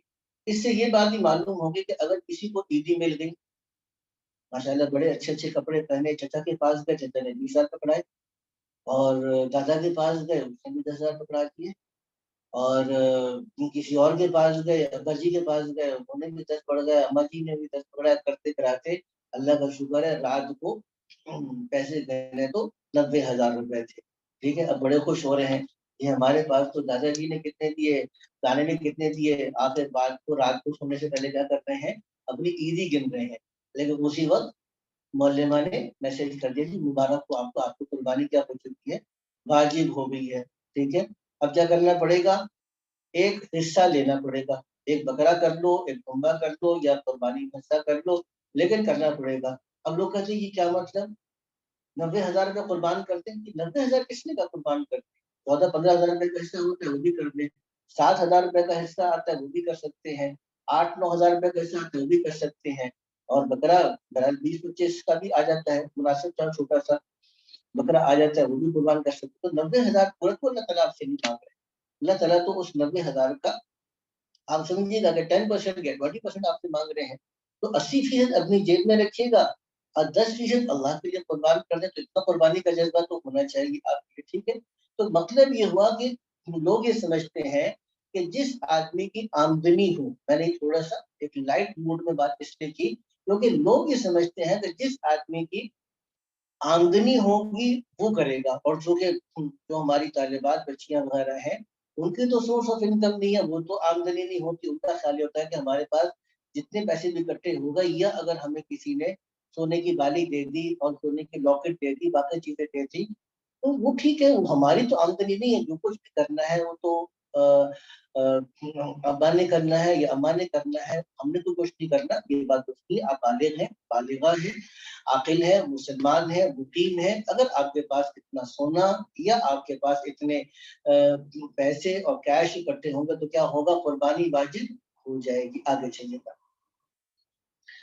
قربانی کا وقت کون سا ہے، 3 دن ہے، 10 ذی الحجہ کی فجر سے لے کر، اور فجر کا بھی اعتبار نہیں ہوگا، بڑے شہر جہاں پہ عید کی نماز ہوتی ہے تو عید کی نماز کے بعد۔ اچھا، جس آدمی نے قربانی کرنی ہے وہ عید کی نماز پڑھنا اس پہ واجب تو ہوگا، سب پہ واجب ہے، چاہے قربانی کرنی ہو یا نہ کرنی ہو، تمام مردوں کے اوپر عید کی نماز واجب ہوتی ہے، لیکن عید کی نماز پڑھنا قربانی کے لیے لازم اور ملزوم نہیں ہے، یعنی ایسا نہیں ہے کہ قربانی اگر نماز نہیں پڑھی تو قربانی نہیں، ایسا نہیں، لیکن اگر اس جگہ پہ عید کی نماز ہوتی ہو تو اس شہر میں کسی بھی ایک جگہ پر اگر عید کی نماز ہو چکی ہے تب آپ کیا کر سکتے ہیں، قربانی کر سکتے ہیں، ورنہ آپ قربانی عید کی نماز سے پہلے اگر کریں گے تو قربانی نہیں ہوگی، یاد رکھیے گا۔ اسی لیے اب یہ بات میں نام اس لیے لے رہا ہوں اگرچہ میرے پاس کوئی بہت آپ کہیں کہ اسٹرانگ ریٹن ایویڈنس تو نہیں ہے، آپ مجھ سے کہیے کچھ ہمیں پروف بتائیں تو نہیں ہے، لیکن بہت سے لوگوں نے کہا ہے کہ بہت سے کمرشل ادارے، مثال کے طور پر جیسے زینت ہے، ایک کمرشل ادارہ یہ قربانی کر رہا ہے، یہ لوگ کیا کرتے ہیں 2-3 دن پہلے قربانی شروع کر دیتے ہیں، وہ کرتے تو ذبح کرتے ہیں، قربانی تو ہوتی نہیں ہے، اور گوشت لے کر اس کو فریز کر کے رکھتے ہیں और सुबह सुबह लोगों को फ्रीज बोल दे रहे थे कि आपकी कुर्बानी। हालांकि उसने तो जो भी जानवर ज़िबा किया था वो तो 10 ज़िलहिज से पहले 3-4 दिन पहले ज़िबा किया था। और कुछ लोगों ने ये किया कि 10 ज़िलहिज की रात को कुर्बानी शुरू कर दी, तो कुर्बानी नहीं होगी। याद रखिए, इसीलिए किसी जगह पे अगर आपने हिस्सा लेना है या जानवर में हिस्सा डालना है, तो उसके लिए इस बात का एहतमाम ज़रूरी है कि भई वो बाकायदा मुस्तनद उलमा किराम की ज़ेर निगरानी हो रहा है कि नहीं हो रहा।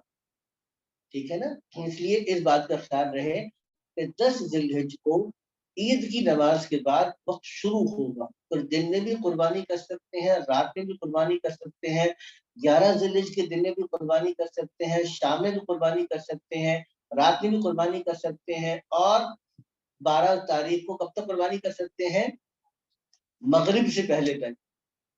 अच्छा, मगरिब हो गई, कुर्बानी नहीं की, अब क्या करेंगे? अब आपको कुर्बानी की क्या करनी पड़ेगी? क़ज़ा करनी पड़ेगी। आगे बात समझ, कुर्बानी की क़ज़ा कैसे करते हैं कि फिर कुर्बानी के जो उसका एक बकरा है, उसका मिक़दार, उसकी जो रक़म है वो आपको किसी गरीब पर सदका करनी पड़ेगी, या जानवर ही सदका कर दें या उसकी रक़म सदका कर दें, या कुर्बानी के अय्याम में फिर किसी बड़े जानवर में हिस्सा डाल लें और उसको सदका कर दें। लेकिन कुर्बानी की जो क़ज़ा होती है उसका गोश्त आप खुद इस्तेमाल नहीं कर सकते। कुर्बानी की क़ज़ा अगर करेंगे तो उसका गोश्त आप खुद इस्तेमाल नहीं कर सकते, तो सारा का सारा गोश्त फ़ुक़रा में तक़सीम होगा। अच्छा, यहाँ पे एक और सवाल कि जानवर को, अच्छा जानवर कौन-सा होना चाहिए उसकी तरफ भी हम आते हैं। लेकिन अभी बात चल रही थी दिन में ज़िबा करें, रात में ज़िबा करें, तो क्या ख़वातीन जानवर ज़िबा कर सकती हैं या नहीं कर सकती? जी, कर सकती हैं, करेंगे फिर। अब खामोश हो गए सारे के सारे ना। क्या ख़्याल है? मसला किस लिए होता है? अमल करने के लिए होता है। हाँ, अगर पर्दे का एहतमाम हो, जैसे माशाअल्लाह घर के अंदर सारे महरम है, खुद कुर्बानी कर रहे हैं, कोई नामहरम मर्द वग़ैरह वहाँ पर नहीं है, पर्दे का एहतमाम है, तो कर भी सकती हैं, करने भी चाहिए, अच्छी बात है, आगे चलिएगा। तो कुर्बानी का वक़्त आपके पास पता चल गया, 10 ज़िलहिज्जा की सुबह सादिक से लेकर 12 ज़ुल्हिज्जा के ग़ुरूब आफ्ताब से पहले तक। और मैंने अर्ज़ कर दिया कि कुर्बानी का वक़्त शहर के अंदर जहाँ पे ईद की नमाज़ होती हो, वो कब है? वो उसके बाद शुरू होगा आगे चल के। अच्छा, कुर्बानी के लिए अ,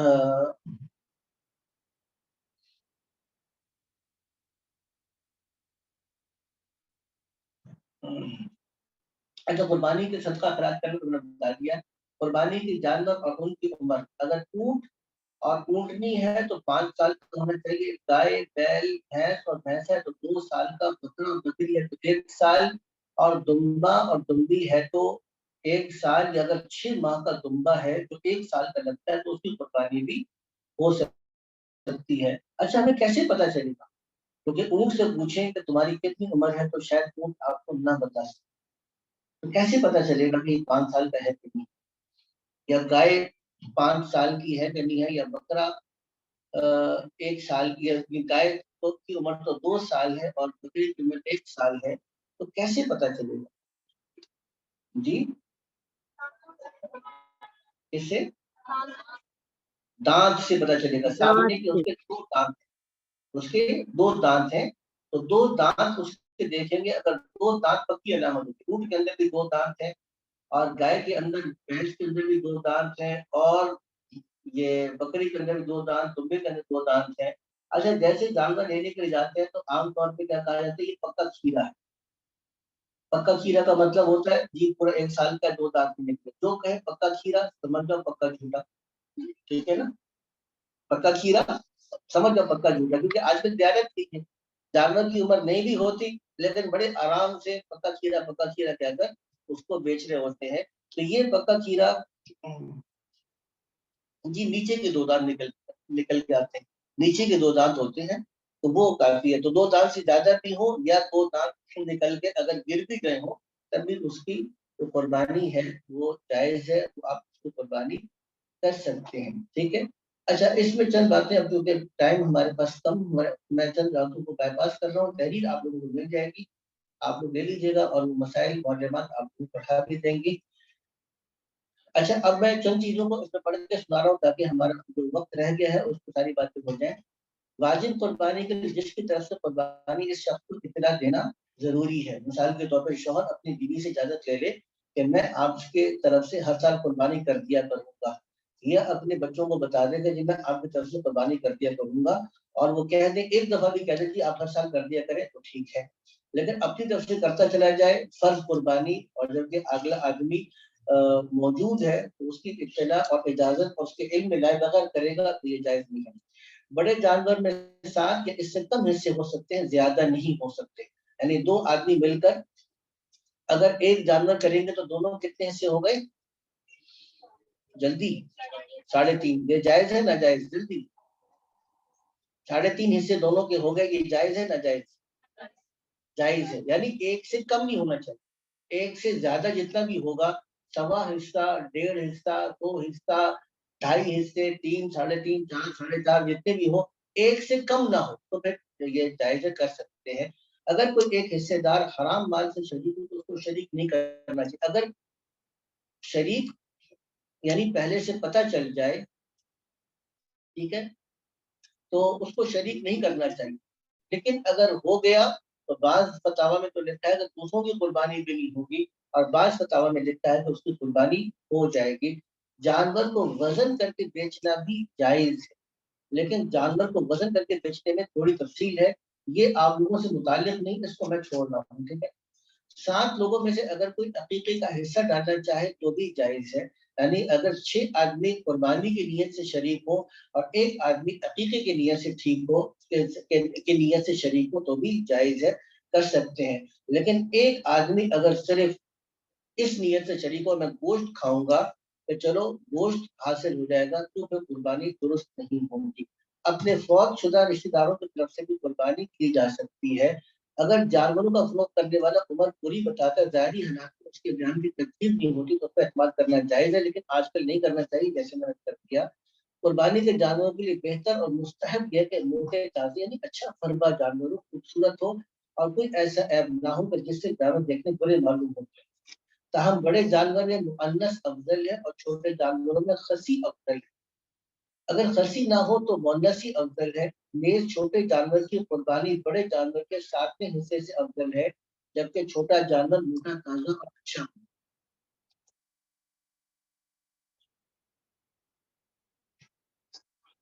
اچھا, قربانی کے گوشت کے 3 حصے کرنا افضل ہے.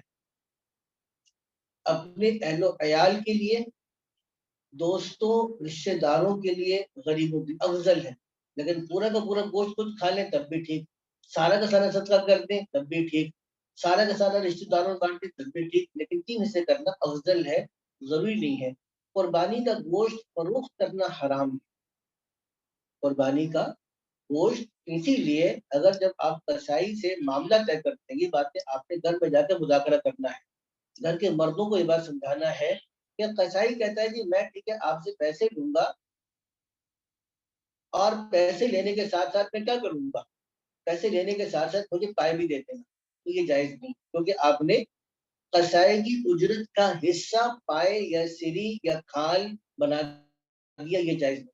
اس سے میں پیسے بتا دو, باقی جو میں نے دینا ہو میری مرضی ہے, میں علیحدہ سے لیکن اجرت نہیں ہوگی. اس لیے اس بات کو یاد رکھیے گا کہ نہ قربانی کی کھال کو بیچ سکتے ہیں, نہ گوشت کو بیچ سکتے ہیں, فروخت کرنا جائز نہیں ہے. ذبح کرنے والے کی اجرت میں گوشت یا کھال دینا جائز ہے, اجرت علیحدہ دینی ہوگی. قربانی کی کھال خود استعمال اور کسی کو ہدیہ کر سکتے ہیں, چاہے امیر ہو یا غریب. کھال کو اگر خشک کرنے کے بعد خود استعمال کرنا چاہے خود استعمال کرے, کسی کو ہدیہ دینا چاہے ہدیہ کرے, لیکن اگر قربانی کھال کو بیچ دے تو پیسے صدقہ کرنا ہوگا. جس جانور میں کچھ افراد شریک ہوں اس کے گوشت کو وزن کر کے برابر تقسیم کرنا ضروری ہے. اگر آپس کی رضامندی سے 7 حصوں میں سے 4 حصوں میں ایک ایک پایا اور ایک میں کھال اور ایک میں سری اور ایک میں زبان رکھ دی جائے تو برابری ضروری نہیں ہے. اس کو سمجھے گا. عام طور پر جہاں 7 حصے ڈلتے ہیں اور وہ 7 حصے ایک گھر کے نہ ہوں, ایک گھر سے مراد ہوتا ہے جن کا کچن ایک نہیں, تو وہاں پر ہم کیا کرتے ہیں کہ اچھا یار بالٹی لے کر آؤ, گوشت ڈالا, یہ تم لے لو, دوسری بالٹی لے کر آؤ, اب اس میں کمی جاتی ہوتی ہے. اگر یہ کمی جاتی ہو گئی تو اس کا مسئلہ یہ ہے کہ یہ سود کی طرح ہے. اس کی طرح ہے. اچھا, اب اس سے بچنے کا راستہ کیا ہے؟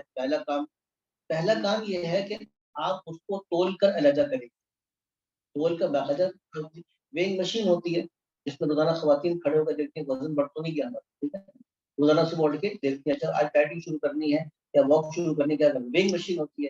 تو آپ کیا کریں، اس بالٹی میں گوشت کو ڈال کے ویٹ کریں کہ بھئی یہ اتنا پورا ڈھیر اکٹھا ہوا تو ایک حصہ کتنا بنتا ہے، تقریباً 15 کلو، 17 کلو، 18 کلو کے گوشت بن گیا. تو پہلی تو بات یہ وزن کے اعتبار سے 7 حصے علیحدہ کرتے ہیں، ان کو آپ تھیلے میں ڈال کے یہ 7 حصے علیحدہ ہو. ہر حصے کے اندر اگر آپ نے کچھ کمی بیشی کرنی ہے تو ہر حصے میں اگر ایک ایک پائے، تو گائے کے کتنے پائے ہوں گے، 4. تو ایک ایک پائے آپ نے ڈال دیا تو 4 حصے تو یہ ہو گئے، اور ایک سری ڈال دی 5 یہ ہو گئے. 2 حصے رہ گئے. اب اس میں کہتے ہیں کلیجی اور زبان، یہ دونوں گوشت کی جنس میں سے نہیں ہے، ان کو علیحدہ علیحدہ ڈال دیا. اگر آپ نے ہر حصے میں ایک ایک پائے ڈال دیا، ایک میں سری ڈال دی اور باقی 2 حصے میں کچھ زبان کے ٹکڑے اور کچھ آپ نے کلیجی وغیرہ ڈال دی، تو پھر اس میں اگر کمی بیشی ہوگی تو اس سے کوئی فرق نہیں پڑے گا، قربانی ہو جائے گی. یہ طریقہ ہے اگر اجتماعی قربانی ہو اور سب مل کے قربانی کریں. اگر بڑے جانور میں جو افراد شریک ہو ان سب کا کھانا مشترک ہے یعنی کچن ایک ہے تو گوشت کی تقسیم برابری کی ضرورت ہے. اسی طرح اگر سب افراد راضی ہیں تو گوشت تقسیم نہ کیا جائے بلکہ سارا صدقہ کر دیا جائے تب بھی اس کو کرنے کی ضرورت نہیں ہے. ذبح کرتے وقت بسم اللہ اللہ اکبر کے الفاظ کہنا مصنون ہے اور کسی بھی طرح اللہ کا نام لینا ضروری ہے. لیکن پہلی بات تو یہ کہ قصائی کیا ہونا چاہیے، مسلمان کو، ٹھیک ہے. مسلمان کا مطلب عیسائی نہ ہو، کافر نہ ہو. اگر اہل تشیع ہے، شیعہ ہے، مولا علی کا نعرہ لگاتا ہے پھر تو جائز ہی نہیں ہے. لیکن علی کے نام پہ قربانی دیتا ہے جائز ہی نہیں ہے. حسین کے نام پہ قربانی کرتا ہے جائز ہی نہیں ہے. اس لیے بہتر یہ ہے کہ چھری خود پھیری جائے، بسم اللہ اللہ پر کہہ کر چھری خود پھیری جائے، اس بات کا کرنا چاہیے. قربانی افضل پہلے دن، پھر دوسرے دن، پھر تیسرے دن ہے. جانور کی رسی گلے میں ڈالنے والی چیزیں سب خود کرنی چاہیے. لمبی رسی لی تھی، اب وہ جانور کے لیے استعمال کی اور بعد میں کیا کہ چلو اچھی بات ہے کپڑے دھو دھو کے کپڑے خشک کریں گے، ایسی بات جائز نہیں ہے. یہ رسی جانور کے لیے تھی، ہر چیز جو جانور کے ساتھ تھی یا جانور کے لیے تھی اس کو کیا کرنا چاہیے، صدقہ کرنا چاہیے. اگر جانور کے لیے لی پہلی ہی رسی تھی جو اس کام کے لیے استعمال کرتے تھے اس کو جانور کے لیے استعمال کیا تو اس کو جی رسی لینے والا نہ ملے گناہ ملے گا. کسی بھی غریب کو دیتے ہیں وہ رسی لے لے گا، تو ایسی بات کو رسی بھی صدقہ کر سکتے ہیں آپ. اچھا آج کل ایک آلہ کے ذریعے جانور کے دونوں سینگوں کو جڑ سے نکال دیا جاتا ہے اور اس خلا کو دوائی وغیرہ سے بھر دیا جاتا ہے جس کی وجہ سے کچھ عرصے زخم بالکل ٹھیک ہو جاتا ہے. تو ایسے جانور کی قربانی جائز ہے. ویسے عام حالات میں اگر کسی جانور کا سینگ جڑ سے اکھڑا ہوا ہے تو اس کی قربانی جائز ہے. دوبارہ مسئلہ سنیے گا، ایسا جانور جس کی قربانی یعنی جس کا سینگ جڑ سے اکھاڑ دیا گیا ہو اس کو جانور کی قربانی جائز نہیں. بات سمجھ آ گئی؟ اچھا جس جانور کا سینگ ٹوٹا ہوا ہو لیکن جڑ سے اکھاڑا ہوا ہے اس کی قربانی جائز ہے. یہاں مسئلہ یہ بیان کیا کہ اگر اس کا سینگ نکالا تو گیا تھا لیکن بعد میں دوائی وغیرہ لگانے سے علاج کرنے سے اب وہ زخم ٹھیک ہو چکا ہے تو اس کی قربانی جائز ہے. اگر جس شخص کی قربانی واجب ہے کسی دوسرے ملک میں ہے، اس کو نوٹ کیجیے گا بیٹا، یہ مسئلہ نوٹ کیجیے گا. اکثر لوگ امریکہ میں ہے، کینیڈا میں ہے، انگلینڈ میں ہے اور اپنے پیسے یہاں پر بھجواتے ہیں. پیسے کہاں بھجواتے ہیں؟ پاکستان میں، کہ جی ہماری طرف سے قربانی کر دو. اس لیے یہ امپورٹنٹ مسئلہ ہے. پوائنٹ نمبر 20 توجہ کے ساتھ دیکھیں.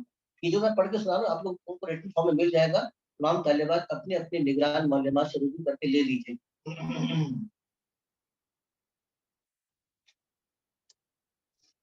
دیکھیے میں نے کیا کہ جو چیز آپ کے پاس پہلے سے موجود تھی اور اس لیے تھی کہ تاکہ جانور پہلے سے استعمال میں تھی اور بعد میں جانور کو استعمال کر کے دوبارہ استعمال کر کے وہ جائز ہے. لیکن ایک چیز جانور کے ساتھ آئے یا جانور کے لیے ہی خریدی جائے تو اس کو پھر صدقہ کرنا ہوگا. یہ بات اگر کسی شخص کو قربانی واجب ہے کسی دوسرے ملک میں، جیسے میں نے کیا امریکہ میں، کینیڈا میں، انگلینڈ میں ہے اور اس کی طرف سے جانور کسی اور ملک کو قربان کیا جا رہا ہے جیسے کہ پاکستان میں، تو جہاں وہ شخص ہے اس میں قربانی کا وقت شروع ہونا ضروری ہے. مثال کے طور پہ اب ان کا ایک دن ہم سے پہلے عید ہو رہی ہے تو ہم یہاں پہ قربانی ایک دن پہلے نہیں کر سکتے، کیونکہ جہاں جانور قربان کی ہوئے وہاں پہ ابھی قربانی کا ایام شروع نہیں ہوئے، ٹھیک ہے، ورنہ قربانی نہیں ہوگی. یا اگر پاکستان والا وہاں پہ پیسے بھجواتے، جیسے پاکستان والا اگر ترکی میں سیریا کے اندر پیسے بھجوا رہے ہیں کہ ہماری قربانی کر دیں، اور وہ چلتے ہیں سعودی عرب کے ساتھ مثال کے طور پر، اور ایک دن پہلے ان کے پاس عید ہو رہی ہے، ہمارے پاس ابھی 10 ذی الحجہ شروع نہیں ہوا، اور وہ وہاں پہ 10 ذی الحجہ کو ایک دن پہلے قربانی کریں گے تو ہماری قربانی نہیں ہوگی. یہ نوٹ کرنے والا مسئلہ ہے. اس لیے جہاں پیسے، اسی لیے کہا جا رہا ہے کہ جن کو پیسے دیں وہ اس بات کو لازم رکھیں کہ وہ قربانی کے مسائل کو جانتے تھے آگے دیکھیں. اور اگر بعد میں قربانی کی گئی درست ہو جائے تو لیکن اس وقت میں بہتر ہے کہ ایسے وقت انتخاب کیا جائے جب دونوں جگہ قربانی کا وقت، مثلا ایک شخص پاکستان میں ہے اور اس کی قربانی سعودیہ میں کی جا رہی ہے، دوسری مثال ایک شخص سعودیہ میں اس کی قربانی پاکستان میں کی جا رہی ہے، اس وقت انتخاب کیا جائے جبکہ دونوں ممالک کے اندر عید کے ایام چل رہے ہیں. اب یہ آخری بات اس میں کہ کون سے عیوب ایسے ہیں جس کی وجہ سے قربانی ہوتی ہے اور کون سے عیوب ایسے ہیں جن سے قربانی نہیں ہوتی. سین کا میں نے بتا دیا، اگر سین ٹوٹ گیا ہو تو قربانی ہو جائے گی، جڑ سے اکھڑ گیا ہو تو قربانی نہیں ہوگی. کان اگر چھوٹے ہوں تب بھی قربانی ہو جائے گی، کان کے اندر سوراخ ہو تب بھی قربانی ہو جائے گی، کان کٹا ہوا ہو لیکن 1/3 سے کم کٹا ہوا ہے ہو جائے گی، لیکن اگر 1/3 سے زائد کٹا ہوا ہو تو قربانی نہیں ہوگی. اسی طریقے سے آنکھ میں اگر بالکل بینائی نہیں ہے بالکل قربانی نہیں ہوگی، لیکن آنکھ میں اگر بینائی کم ہے تو قربانی ہو جائے گی. اسی طریقے سے جانور کی ناک ہے، اگر ناک 1/3 سے کم کٹی ہوئی ہے تو قربانی ہو جائے گی، 1/3 سے زیادہ ناک کٹی ہے تو قربانی نہیں ہوگی. دانت، اس کے دانت پیدائشی نہ ہو یا ٹوٹ گئے ہو لیکن جانور چارہ کھا سکتا ہے تو قربانی ہو جائے گی، لیکن اگر دانت گرنے کی وجہ سے وہ چارہ نہیں کھا سکتا تو قربانی نہیں ہوگی. اسی طرح سے جانور کی زبان، اگر بڑے جانور کی زبان نہ ہو یا کٹی ہوئی ہو لیکن چارہ کھا سکتا ہو تو وہ اس کی قربانی ہو جائے گی، لیکن اگر زبان کٹی ہو اور وہ چارہ بھی نہ کھا سکتا ہو تو قربانی نہیں ہوگی. جانور اگر دبلا پتلا ہے تو قربانی ہو جائے گی، لیکن اگر اتنا دبلا پتلا ہے کہ ہڈیوں کا پودا بھی ختم ہو جائے، بالکل لاغر ہو تو اس کی قربانی نہیں ہوگی. اسی طرح دم کا مسئلہ بھی 1/3 کا ہے، اگر 1/3 سے زیادہ دم کٹی ہے تو قربانی نہیں ہوگی، 1/3 سے کم دم کٹی ہے تو قربانی ہو جائے گی. آگے چلیے گا، کچھ چیزیں اور اس کے اندر لکھی ہوئی ہیں، تھن وغیرہ لکھا ہے، باقی چیزیں آسان ہیں تو آپ اس کو دیکھ سکتے ہیں، آپ کو باقاعدہ وہ چیزیں انشاءاللہ مل جائیں گی. تو بنیادی مسائل الحمدللہ قربانی کی سے متعلق جو مسائل تھے کہ قربانی کس پر واجب ہے، مسلمان ہو مقیم ہو، اور قربانی کا جو نصاب بتایا گیا اس اعتبار سے اس کو قربانی واجب ہو تو وہ قربانی کرے گا. قربانی کے لیے جانور کون سے استعمال کر سکتے ہیں؟ اونٹ ذبح کر سکتے ہیں، گائے اور بیل ذبح کر سکتے ہیں، بکرا بکری اور دمبا، ان 4 جانوروں میں سے کوئی ایک کر سکتے ہیں. گائے میں یا اونٹ میں 7 افراد شریک ہو سکتے ہیں، لیکن بکرے کے اندر کوئی شریک نہیں ہوگا، وہ ایک آدمی کی طرف سے بکرا یا دمبا ہوگا. ٹھیک ہے نا. قربانی کا وقت کون سا ہے؟ قربانی کا وقت میں نے بتا دیا 10 11 12 ذی الحجہ. ٹھیک ہے نا. تو 10 11 12 12 کی مغرب سے پہلے پہلے قربانی کرنی ہے. اگر قربانی نہیں کریں گے تو کیا ہوگا، آپ کے اوپر قربانی کی قضا لازم آ جائے گی. چند موٹی باتیں میں نے کر دی. اب یہ اس کی جو ریکارڈنگ ہے اس کو اسٹاپ کر دیں، پھر کسی نے کوئی سوال کرنے ہوں گے تو اب سوال کر سکتے.